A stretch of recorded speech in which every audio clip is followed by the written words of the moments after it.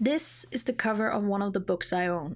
It depicts a warm sunset by a beach with silhouettes of palm trees against the red and orange hues.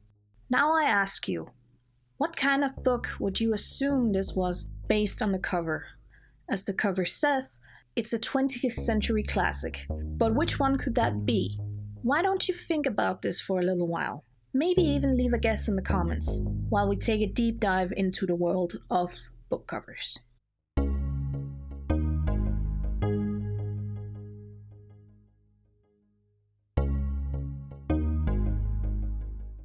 Greetings everyone, I'm Liekki and welcome to my library. Covers are an essential part of the book, whether we take an interest in their design or not. They are there to hold the book together, to make it easier for us to read it, and to make sure that the content is not damaged. We also consider the book cover a marketing tool, but if it makes sure that the pages are not scrunched up or get wet, it has at least succeeded at doing its most important job. After that, we can discuss the role the design plays, but first, here's some basic history of books and book covers. In the past, the purpose of book covers was more practical. Seeing as books were handwritten, hand-illustrated, and usually only existed in one single edition, commissioning a book was obviously expensive. Furthermore, they were made with parchment, which was made of stretched animal hide, and some contained miniatures meticulously decorated with rare pigmented inks and even leaf gold. Because of this, you would do your very best to protect the contents of your book. Leather book bindings were used not because they were aesthetically pleasing as they would be today, but because they were able to shield the pages from weather and wear. And since books were also such a luxury, you do your very best to also show the plebe that you were indeed wealthy and also literate by having the covers adorned with carvings, embossings, and sometimes even jewels. Then when Gutenberg invented the book press, or rather reinvented, he was after all beaten by Chinese inventors by several centuries, but let's please not open that can of worms right here. Making books became easier, but still rather expensive as the press was hand-operated, so while they became more easily available, common people were still not able to buy them because of their high price, so book covers remained mostly practical. This did not really change until the 19th century with the invention of the steam engine, because the steam engine made book presses much faster and it suddenly became possible to mass-produce books. And because different books now had to compete with each other, it became necessary to make them stand out in the crowd, and utilizing the cover for this was the most obvious solution. So the book cover became not only a means of protection, but also a marketing tool. With the rise of graphic design around the following turn of the century, most notably in the world of advertising, it was really only a question of time before book design became its own kind of art form. Throughout the 20th century, we've seen a number of book covers that are considered iconic today, such as the one of The Catcher in the Rye, The Great Gatsby, Catch-22, and so on. I'm personally quite fond of the original jackets for Books of Virginia Woolf, which were in fact designed by her sister Vanessa Bell. But as masterful of an artwork these are, we must never forget that the actual purpose of them was to sell the book to potential readers, and we recognize these covers today because they help promote the books to garner enough attention to become classics, thus making the covers just as iconic. Making a good book cover is more than just making a pretty design. It has to represent the content in some way or another, in a way that attracts readers without spoiling the content too much. Modern covers for Animal Farm, for example, often draw inspiration from the design of old Soviet propaganda posters, which had a very distinct look. And that design has the secondary effect of alluding to the topic of the book without outright revealing it. Of course, you can't always go full out with the book covers because graphic design is expensive. As it should be, freelancers deserve fair pay for their work. Don't fight me in the comments, this is a hill I will happily die on. But not all publishers want to put in those expenses unless it is a book they expect to get a big return on. And you might have noticed this with older classics. They don't always have unique or even pretty covers. Some publishers go by the way of Penguin Classics, creating a uniform, recognizable look for them all so that consumers have this visual common thread to know that these are reprintings of old classics. That's what they have in common. Other publishers use paintings from the public domain and fit them for the book cover so they don't have to pay out for custom-made illustrations. These reprintings of older classics are really easy to spot in general, as they are also often paperbacks. The paper is of lower quality and the text is made to fit the page more thoroughly with smaller fonts and margins, all factors to drive down the cost of printing the books. Because they know that classics are in high demand for schools and people like students who need them for their classes but also want to avoid eating only cheap pasta for lunch and dinner for the next 2 weeks. So these publishers make sure that they can sell them at a relatively low price, and they do so by making the printing as cheap as possible. However, even as a designer myself, this marketing aspect is not what I find the most fascinating about book covers. That's right, folks, it's time to talk about book covers as a literary tool. What I mean by this is how a book cover can become an extension of the text and affect our reading of a specific work.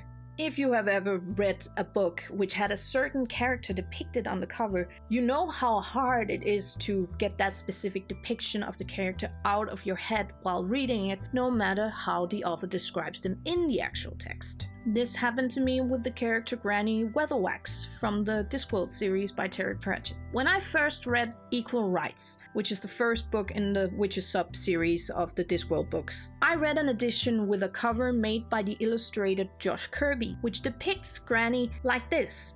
An old crone who is twisted and gangly and very much looks like the traditional witch.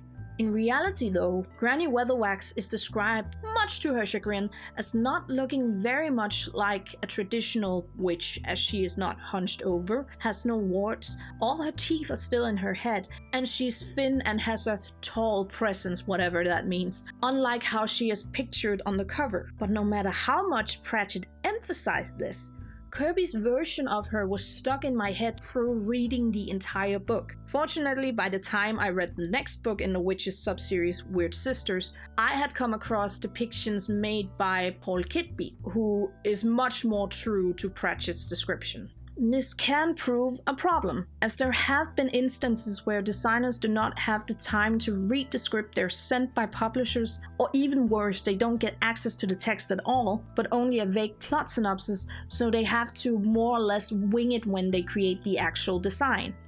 Ever wondered why there are so many war novels with a helmet or a gun or boots on the covers? It's because the designers were given no specific pointers and then had to rely on stereotypical imagery for the cover.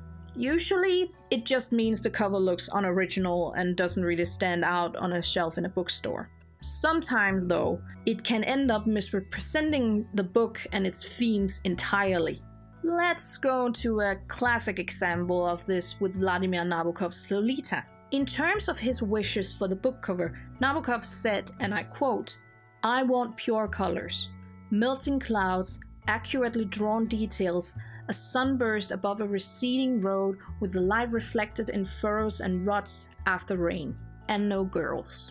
Those last 3 words are the most important part here, because guess which motif has most often been used on the cover for Lolita across editions?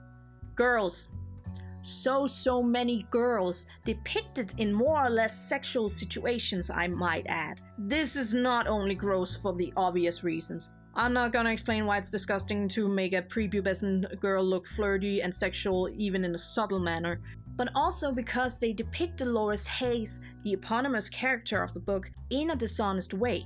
By the way she is depicted on most of these covers, We could be tempted to believe that Dolores actually was a very young minx who purposefully seduced Humbert Humbert and led him into ruin. In a text, however, she's a prepubescent girl who is the target of a sick man's obsessions, lust, and desires, more or less gets kidnapped by him and ultimately raped by him before she can escape with her boyfriend, get pregnant by said boyfriend, and then die at the age of 17 while she gives birth to a stillborn. Humbert Humbert is the unreliable narrator of the story who insists that she's just as much in love with him as he is with her. In reality, she is a victim of his actions, the victim of a pedophile, with no other options than to go with him because her mom died. But if you do not know that Humbert Humbert is an unreliable narrator, and you are presented with a hyper-sexualized version of a small girl on the cover is going to color your perception of Dolores. We see this with how much Lolita is romanticized today. Consider an artist like Lana Del Rey, for example, who has described the book as an inspiration to her art, yet she goes on to unironically use the term Lolita about herself and essentially play on the work as if it's just about a relationship between an older man and a younger yet legal woman, with the woman being this kind of femme fatale character. It just seems to show a complete lack of understanding for the book's subtext. And she's not alone in this. When people hear the term Lolita, the first thing that will most likely come to mind is the poster of Stanley Kubrick's film adaptation of the book. This picture of Soo Leong looking over the edge of a couple of heart-shaped sunglasses while she's candidly sucking on a lollipop. This is the image that people associate with Lolita, a poster featuring a scene that actually never happens in the film. And this is why a lot of designers default back to this imagery when they have to make a new book cover for the controversial novel. And because they fall back on this imagery, the image of Dolores as a prepubescent but sexualized girl continues to exist in our collective consciousness. It leads to this downright harmful misunderstanding of what the story is actually about and what kind of character Dolores actually is. And even if you are aware that Humbert Humbert is an unreliable narrator, a flirty girl in a suggestive pose on the cover can still make you feel sympathy towards him, because how was he supposed to resist when she so willingly offered herself to him like this? It is so hard to shake that image off of Dolores once the cover has planted this small seed of suspicion about her intentions, and I'd better stop talking about Lolita before this ends up being a complete rant about the hypersexualization of minors. So, indeed, let us move on to another case of misrepresentation on the book cover, this time caused by good old-fashioned sexism. The Bell Jar is the only novel written by Sylvia Plath, and it is loosely based on her own experiences with mental health problems, which at the time led her to getting institutionalized. It is a dark and harrowing book about depression, imposter syndrome, and misogyny, and it honestly was a life-changing read for me. The fig tree allegory in the book, describing the choice paralysis as the Greenwood goes through, still holds a very special place in my heart. I saw my life branching out before me like the green fig tree in the story. From the tip of every branch, like a fat purple fig, a wonderful future beckoned and winked. One fig was a husband and a happy home and children, and another fig was a famous poet, and another fig was a brilliant professor, and another fig was E.G., the amazing editor, and another fig was Europe and Africa and South America, and another fig was Constantine and Socrates and Attila and a pack of other lovers with queer names and offbeat professions, and another fig was an Olympic lady crew champion, and beyond and above these figs were many more figs I couldn't quite make out. I saw myself sitting in the crotch of this fig tree, starving to death, just because I couldn't make up my mind which of the figs I would choose. I wanted each and every one of them, but choosing one meant losing all the rest. And as I sat there, unable to decide, the figs began to wrinkle and go black, and one by one they plopped to the ground at my feet. This is a heartbreaking quote, and it honestly still gives me chills to read it aloud today. So, considering the themes of the book, and my personal relationship with it, this cover by Faber & Faber from 2013, celebrating the 50-year anniversary of the book's publication, kind of felt like a slap in the face, to be honest. It still grinds my gears to even think about this cover, because it just seems so out of place with the content, going more for a chicklet vibe, with the woman fixing her makeup in the hand mirror. Full disclosure, I don't mind chicklet. I read it sometimes myself, and I think that this is a beautiful book cover. But it's just not right for the bell jar. To me, it feels like it reduces Esther's problems to something superficial rather than the deep, debilitating depression that she's actually dealing with. Faber & Faber have defended themselves by saying that they chose this cover to target a different kind of reader. And that is a valid goal to have as a publisher. The problem is that if you market it as a chicklit romance novel, the chicklit reader is gonna pick it up, and they are bound to get disappointed when they did not get what they actually expected. Sure, to some it might be an eye-opener to seek out other types of literature, but the majority would probably feel like they had somehow been deceived.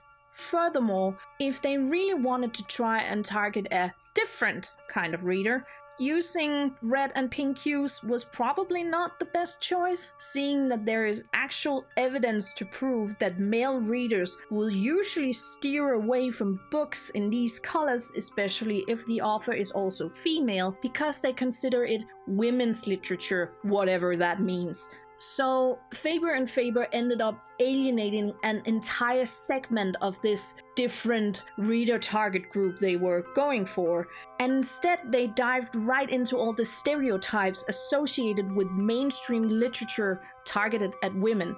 And I don't see how this is exactly marketing it to a different reader, as the bell jar is already fairly popular among female readers. Honestly, there were so many other ways to do this, and I will probably not stop being angry about the injustice to Plath's legacy that is this cover for a long time, but I'm gonna end my rant right here. Look, I'm a sucker for beautiful book covers. I'm in fact like a moth to a flame when I see a section in the bookshop which is just all gorgeous book covers. It's probably the designer/artist in me. I end up going for the editions I find the prettiest. But I'm also kind of a snob. I very rarely buy books unless I have already read them by lending them at the library or borrowing it from a friend.